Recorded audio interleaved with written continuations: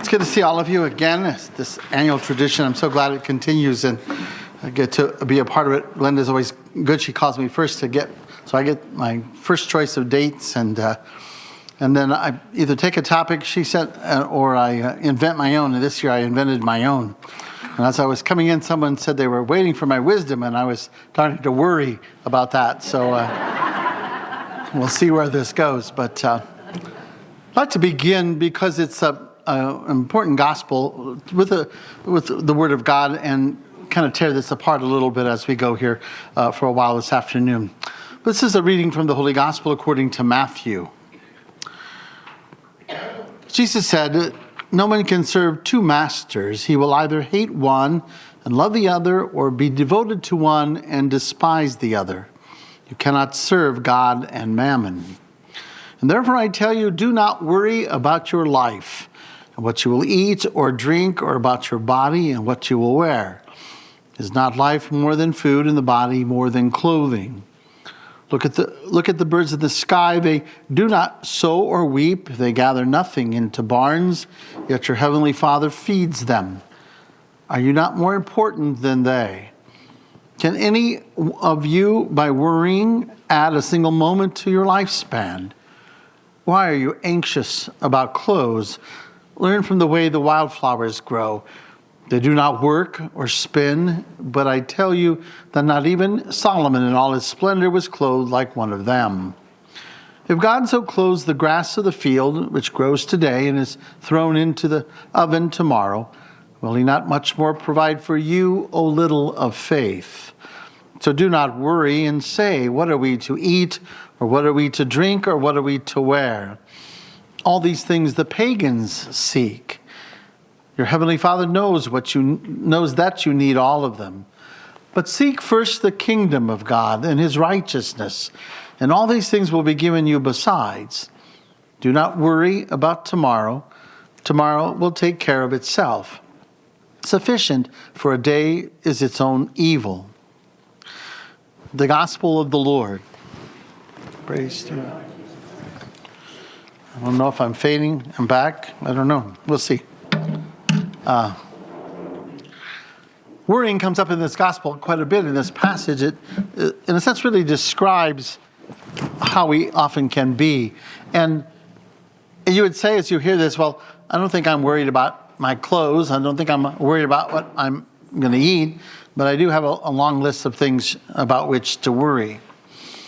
To begin this topic, let me ask you, how many of you have made, just a show of hands, a Lenten resolution of one kind or another? How many of you made a resolution of some kind during Lent? And how many of you would say you made a resolution to give something up? All the resolutions, are they resolutions to give something up? How many of you say your resolution is to do something new or do something else? Okay? And how many of you made a resolution to give up worrying? Some of you have. That's good. That's good. That doesn't often cross our minds. It's more like chocolate or caffeine or something like that. But in a sense, I always say we should give up for Lent what we shouldn't go back to after Easter. And so if your Lenten resolution is, what do I need to give up for Lent? Think past Easter. What do I still need to be giving up once Easter's here? This is just a practice, if you will, or a start to begin that which I perhaps should pull back from or discontinue, period. But most of us don't make resolutions to stop worrying.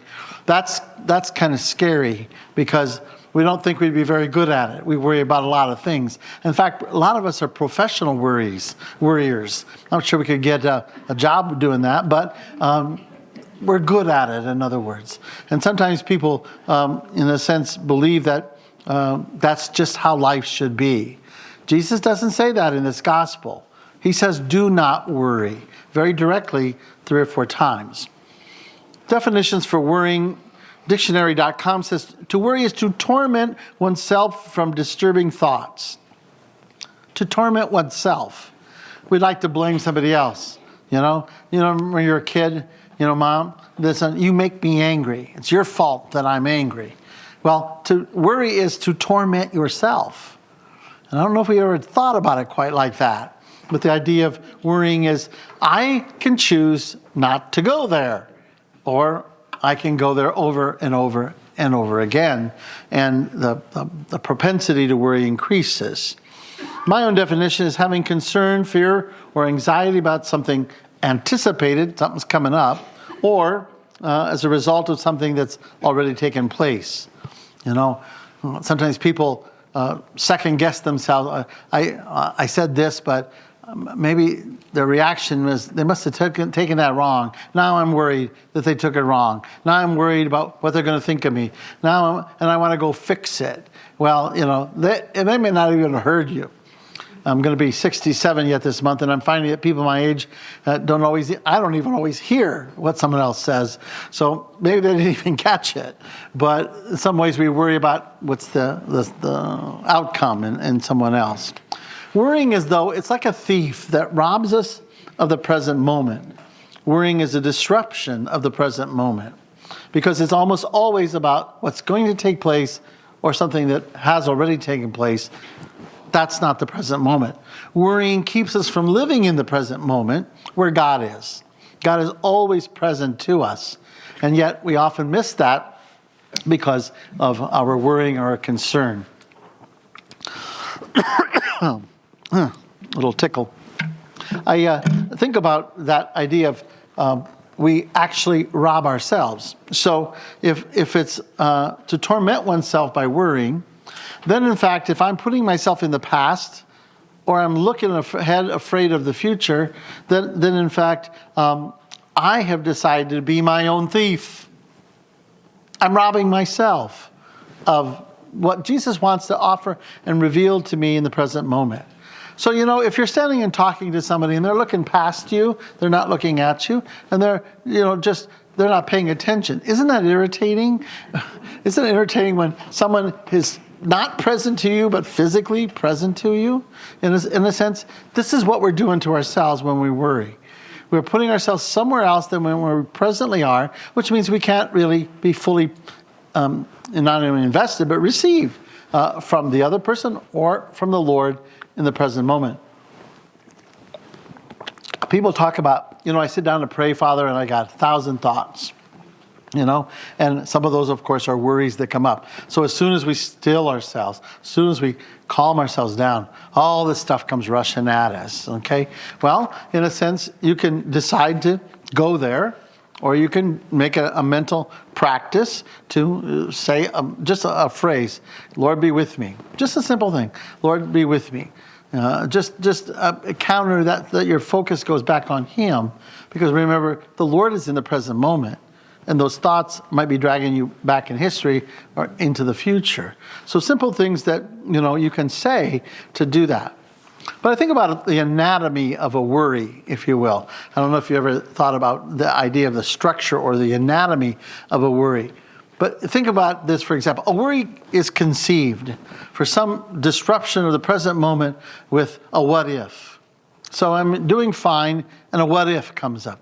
What if, well, whatever it might be. First thing is it's conceived, it's presented itself. And then it develops. That is, I go over it. So now worry becomes a preoccupation. Not only did what if come up, but now I start just chewing on, stirring on the what if and the possible circumstances that could come out of, the possible consequences that could come out of the what if that I'm worried about.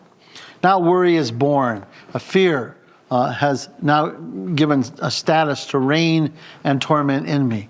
The what if turns into it's probably more likely. It's going to happen. It's a done deal. So first of all, I think about it. Then I stew on it so it really gets strong. Now it's a full-blown worry that has got me somewhere else than in the present moment. And then worry matures. We now live in fear, dominated by that, controlled by it, enslaved by fear, destroyed by the maybe obsessive force of something that may not be even real, but simply feared. In other words, it hasn't even taken place. Remember the little start, maybe you see this with your grandchildren, there's a monster under my bed. Oh, is there? Yeah, what's he look like? I don't know, but there's a monster under my bed. And I'm so afraid, you can't turn off the light, because there's a monster under my bed. Is there really a monster under my bed? Well, there's a great fear there is. So if there's a fear, there must be. Well, no, so, what you do, you get the flashlight, turn the light on, whatever. Oh, no, there's not a monster in bed. It's just your teddy bear went under there or something, right? And so, that's my teddy bear. Okay. Well, we can do that as adults. What is the monster under my bed? You might say it's an adult, where we can take on this worry, this what if there's a monster under my bed. And the monster might be our health. The monster might be our finances. It might be the health of someone else. It might be relationships. My kids don't seem to come around as much as they used to. I wonder if it's something I said. I wonder what I could do. I wonder what's going to happen next time. I hear all of this. I have a family too. And the fact is that all of that takes us out of the present moment. And if it can't do anything about it, then why am I there? This is the deeper piece that I think is hard to get your heads around. But why do I, and I don't want to take this wrong, why do I enjoy worrying? Well, I don't enjoy worrying, but am I addicted to worrying? What is that? You know what worry is about? It's something I can't control. So why do we worry? Because we think that if we stew on it enough, we could get control of it. We could get our hands around it. I can't control what you think of me, and I could try, every day to see if you still like me, put a lot of energy into that or whatever. But worrying is the attempt to control what I can't control by thinking if I just go over it one more time, maybe I can get control of it. So a lot of people think that they're control freaks, and I don't know if there's, America's Got Talent. Someone wins the season, and y'all want to do America's Got Worrying, and I want to be the grand person that wins the Worry Award. But we really are good at it because I think it's a search for control around something that I can't control. What happens then? Jesus says, no, seek first the kingdom. Put your focus on what matters. Everything else is going to be provided for you if you do. And this is unnerving for worriers. Okay? It is unnerving to try and think that if I just try and live a good life, my worries, I'll be worry-free. Jesus did not say you'll be worry-free. He says the focus is to seek first the kingdom, and all that you worry about will be taken care of, will be provided as well. But he gets kind of serious in this gospel. When he talks about this, he even kind of calls us out. If God takes care of the grass of the field, grows today and thrown in the oven tomorrow, will he not take care or provide for you, O little of faith?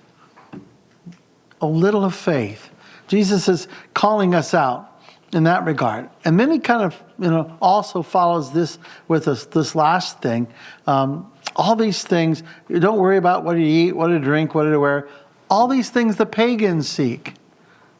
He doubles down. What's a pagan? It's a non-believer. It's a faithless person. So he's saying, if you get into worrying so much, all of that stuff, all of that means you have little faith. So when worry comes up, what we really need to do is lean into our faith. And that's why I think, how many of you already know of or pray the Surrender Novena? How many of you have the Surrender Novena? The Surrender Novena is a 9-day thing that's really rich. I started praying as a novena. I pray as a continuous novena. Probably have for about 7 years now. But it's 9 days, and at the end of each little prayer each day, you say 10 times, "Oh, Jesus, I surrender myself to you. Take care of everything. Oh, Jesus, I surrender myself to you. Take care of everything." Everything. Not some things. I want to keep a few things to worry about, Jesus. No, I really still need to worry about these things. No, you take care of everything. And the putting that into our heads and getting that into our minds and our hearts is that when worry comes up, we surrender it. I mean, if that's something I can't deal with, something I can't do anything about anyway, then I let it go rather than I go into it. Because that's just like a black hole. You just get deeper and deeper. And then the effects of the worry touch into people around us. We can be, kind of owly or growly or, short or biting or why? What's wrong with you today? Did you get on the wrong side of the bed or something? And it's like, no, I'm just busy worrying. Thank you very much, But when we listen to the gospel, it's really interesting. Verse 24, then, as it begins, no one can serve two masters. He will hate one and love the other. And some people think that this is just the end of the first part and the beginning of the next part. I think they fit together as they're presented. The idea that worrying comes when we're trying to serve, maybe control, deal with things that are beyond us. So verse 24 hints at the problem of worrying. Therefore I tell you, do not worry about your life. Well, that's everything, isn't it? Your life. It's everything in your life. Do not worry about your life.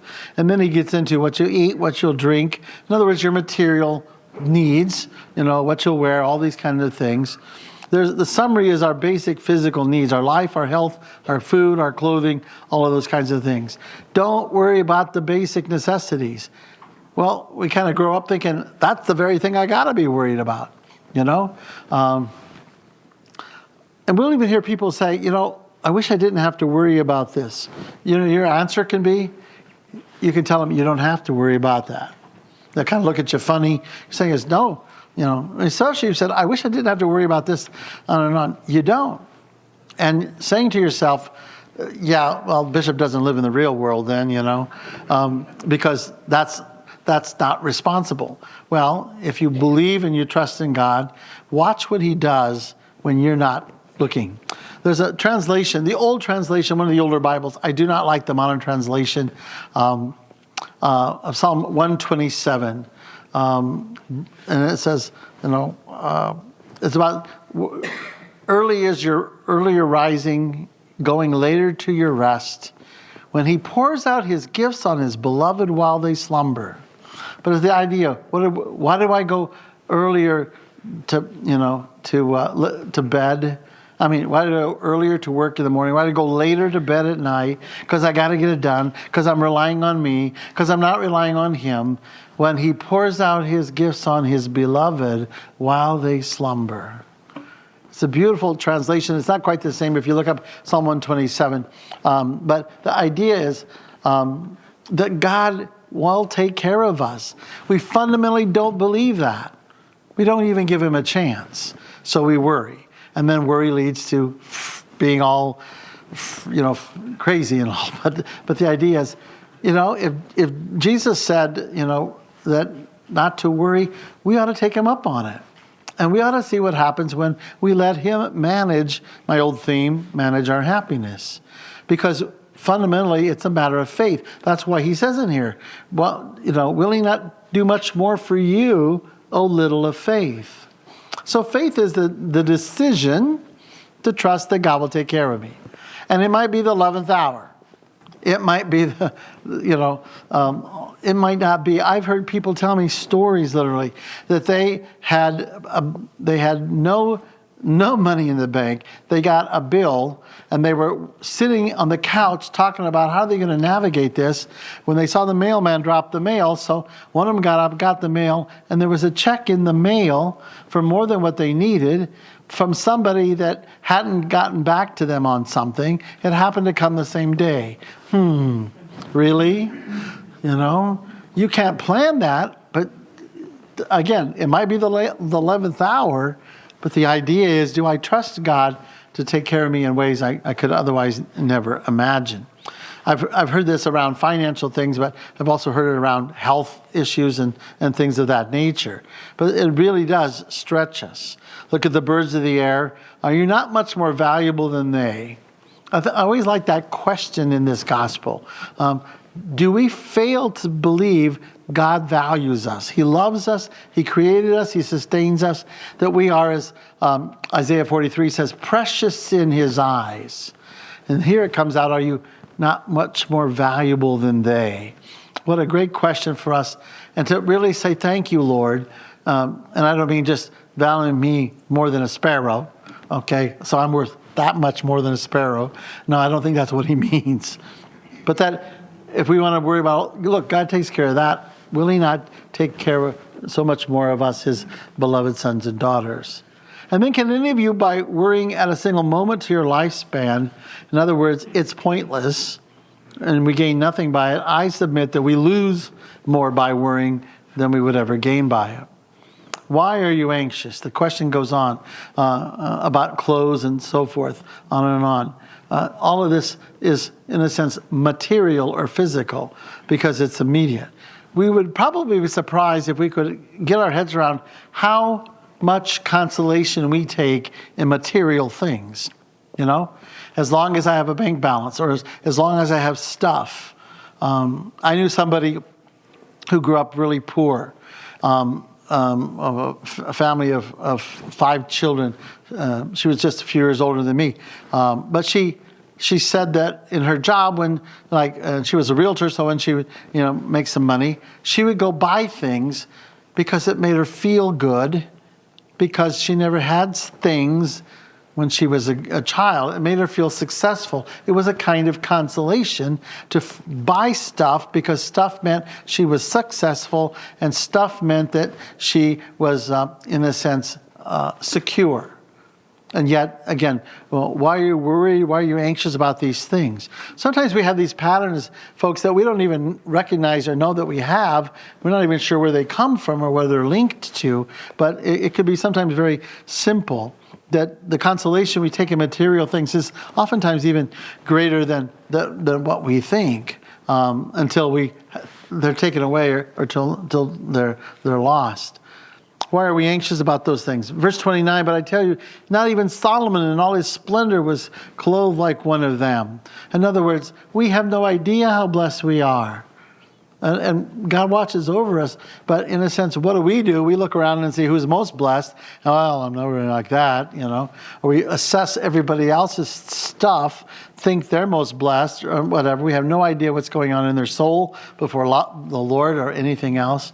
But in a sense, we then fail to see what blessings we really have and how much gratitude and thanksgiving could take place. So, verse 30, if he clothes the grass, the field, and is thrown into the oven, how much will he not provide for you, O little of faith? I'm always busted by that line, O little of faith, O you of little faith. And it makes me want to surrender and trust more, rather than say, I can't do that, I'm a failure, that'll never work. That's what the evil wants you to believe. He wants you to believe that all that's left in your life is worry. Why? It takes your focus off of him. It puts your focus on you. He'll do anything to keep our focus off of the Lord. And the evil one knows each of us. He knows where the weak spot is, and he's going to go for it. So in many ways, worrying is giving in to the evil one because it shifts our focus away from the Lord who loves us eternally. And then when he says in verse 32, all these things the pagans seek. Your Heavenly Father knows what you need all these things. In other words, he hasn't forgotten you. He hasn't lost track of you and me. But if you're a pagan, you're not a believer, then what's left? You got to manage your own happiness because there is nobody that's out there remembering you, thinking of you, caring for you, which is a lie because our God is our God who loves us and creates us and sustains us every day. We constantly, by worrying, get pulled back out of our faith and down into wherever it is the evil one wants us to go. And I think we have to just call the evil one out. Next time the next worry comes up, you say, look, I'm not going there with you. I'm just not going there with you. I'm not going to get into what it would be. Does that mean that the problem goes away? No, but it means how you handle it makes a big difference in our spiritual life. I've heard parents say with little kids, little problems, big kids, big problems. You were parents probably know what that was like when your children were small, and then when they grew up. Now that they're probably married out of the house, you still worry about them because that's what you did as a mom or a dad, and you kind of can't just shut that off. But in many ways, that is, in a sense, the surrender that has to happen, a freedom in your hearts, so that the Lord has that space to operate and care for and amaze you instead. Verse 34 says, do not worry about tomorrow. Tomorrow will take care of itself. Sufficient for a day is its own evil. Don't we know that? There are days when it's like, is there a full moon? And it's like, it's all piling up today. What's this about? It's like, I didn't get done worrying about that. I got a new worry. And then another worry. And it's like, I don't want to answer the phone. It might be a worry. In some ways, it does pile on. In some ways, it is a real challenge. And so Jesus wants us to rather seek first the kingdom. If we're really making him king of our hearts, Lord of our lives, center of everything, if our intention in getting up today is to honor and please him, then he will take care of us. He may not do it when we want, but he will take care of us, probably in ways we couldn't imagine. As a pastor, people often ask priests, and I'm sure our priests hear this all the time, Father, would you pray for me this week? I got this interview and I want this job, or I've got this, I'm in line for this promotion and I hope I get it. And as they walk away, I would say a prayer then and there, because after a while, someone tells me and this comes out and I forget. So I pray for them right away. And then if I think about it, I get it on my phone. So when I say my daily prayers, I still see their name on the list, pray for them. And they'll come up to me a month or two later and say, hey, how'd that interview go? And invariably, people will say, I didn't get it and I'm really glad. I said, well, why is that? It did turn out to be what I thought it was going to be. And it's like, okay, well, that's, you hoped and you prayed and the Lord delivered an answer. In other words, he diffused the worry around it all. But I believe that all of us have such a list of things that we worry about and we care for. And we don't let go of that nearly as soon as we ought. But there is a certain freedom that he wants us to have rather than the weight, I call it, of worrying. So what are you worrying about? How do you pray into that?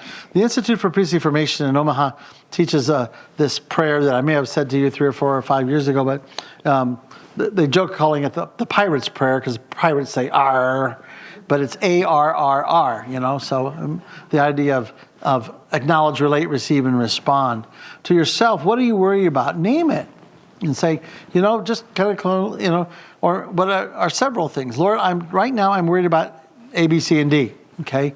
Then tell him. Don't just think about it. Tell him. Relate it to him. That's the first R. Acknowledge, then relate. I say to the Lord, Lord, I'm just really worried about this because all the fears, and I give it to him. And when I do that, I wait until I receive, the second R. What am I receiving from the Lord? As I tell him, kind of face to face, Lord, this is what's happening in all this. This is what I'm conceived. And you may not receive, a lightning bolt or a voice from on heaven, on high or whatnot. There's something in the consolation. And over time, if you continue to relate these things to the Lord, something settles in our hearts, a sense of clarity where the Lord is in that. And the last R is then we respond. We express back to the Lord what we wish to say to him based on what it is received. I'll give you a quick example of this in the Bible. We're going to hear it in a couple weeks on Holy Thursday night.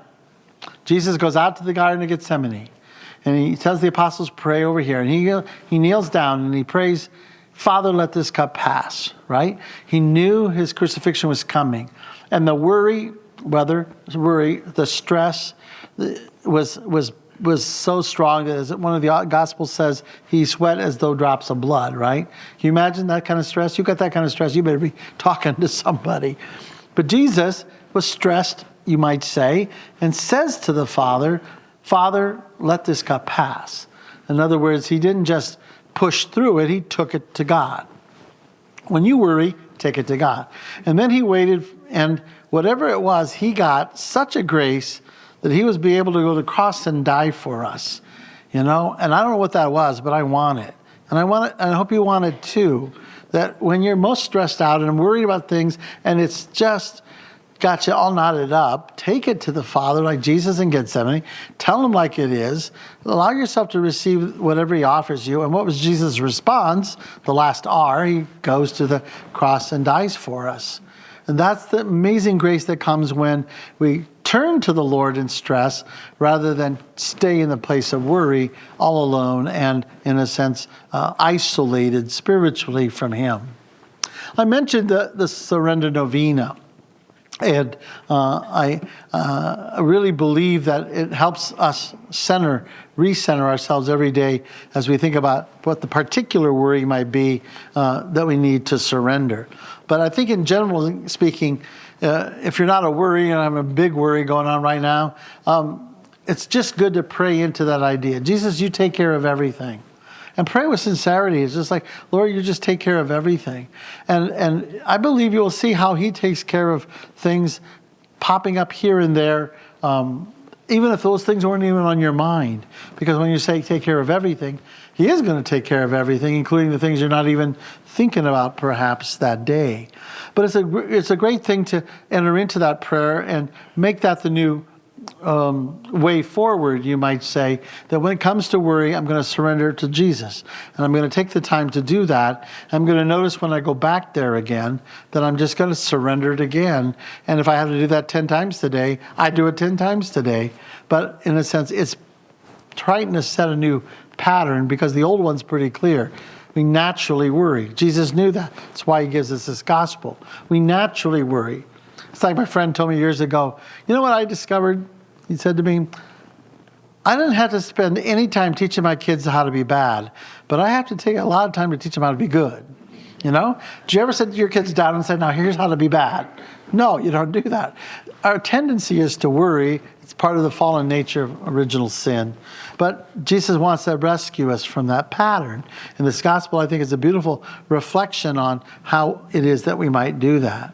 We have worry in our relationships, whether they're at work or in our finances, in our history, what themes we can name that draw us out of the present moment, like particular temptations. We give license to worry, but we can decide not to do that.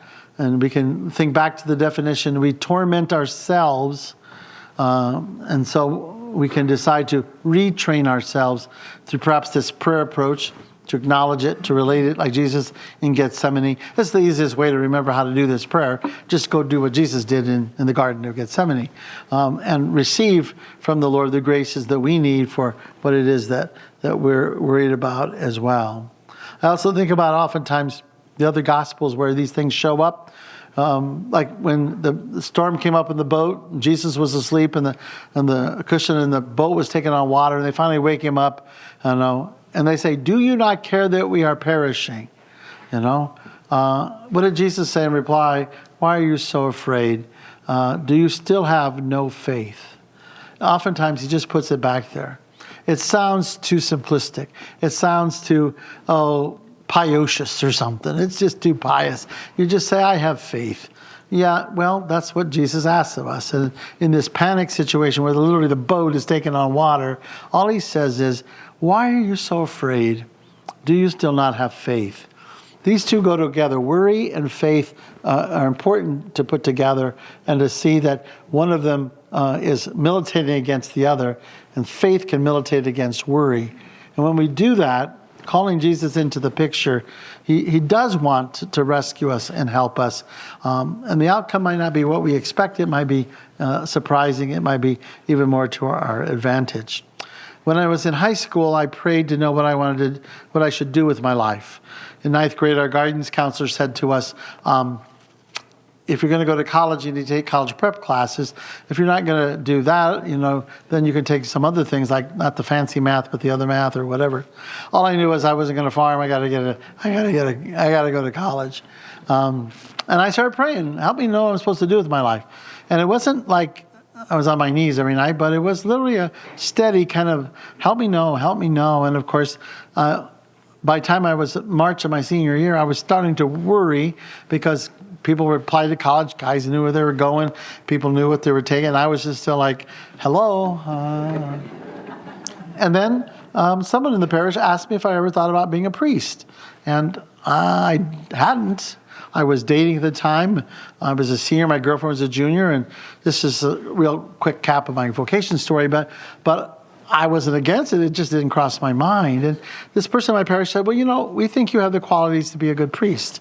So I was polite and I thanked her. And then almost the same time in the bulletin was a chance to go visit a college seminary. And this is the only year the Archdiocese of Omaha had a bus, like a coach Greyhound bus, from the rural parishes, pick guys up, and if their pastors to go up to Minnesota to visit the seminary. And I had senioritis pretty bad. It was March of my senior year. Never been to Minnesota. Never had a family vacation. It's like, get me off the farm and give me a future or something. So the pastor called and the bus was full. So that wasn't going to work. And then a week before it left, there were 2 openings. And so he and I got on the bus and we went, and I went up there. And I walked into that place, and it was like 140 college guys all getting degrees, but thinking about seminary and priesthood. And it was like, this is it. It was so clear. And it kind of snuck up on me because I was probably more in my senioritis mode than I was seminary visit mode. It was absolutely clear, and I haven't looked back. Never imagined I'd be your bishop, but this is a God. I could worry all my high school about what I'm supposed to do, and I need to know. He tells me.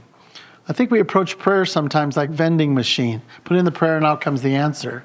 It's like, hey, I prayed, that didn't work. Okay, next. I prayed all through high school to know, and I didn't know till I needed to know. And I always tell kids when I confirm them, just ask him. He gave you these gifts. He'll lead you right to it. I surprise you like it surprised me. But I'm so grateful for my vocation and so thankful for if my life was a book, I wouldn't believe the story I was reading. So blessed by the Lord. And I just really believe we can decide to worry and keep control, or we can let control go and watch what he does with it and literally let him amaze us and fill us with great joy. Got to watch the watch. I wanted to save a couple minutes for any questions and answers, but we're all human. Our fallen human nature tends us to worry. It's not like you got some big problem going here, but it is something that we need to attend to. And the life of faith is a retraining of our minds away from what offends God and to what pleases him. What could please him more than if we were just to surrender our worries to him and seek first his kingdom? Together, let us turn daily to the Lord, and perhaps with a surrender of all that concerns us, his loving providence, and let us seek first his kingdom for all that we need. On the table, as you come in, there are these little prayer folders I just found about a month ago about worrying. And they use the rosary, but you say the same phrase for the first, third, and fifth decade, and a different phrase for the second and fourth decade. But it's just something I found, and my talk was worrying. I thought, well, I'll bring some if you want to take one. It's from fullofgrace.org, and you can go to fullofgrace.org. They've got all kinds of prayer folders, including the Surrender Novena one. This is not the Surrender Novena one, but this is one around the topic of worrying that you can pray into if you like more of a structured prayer of doing that.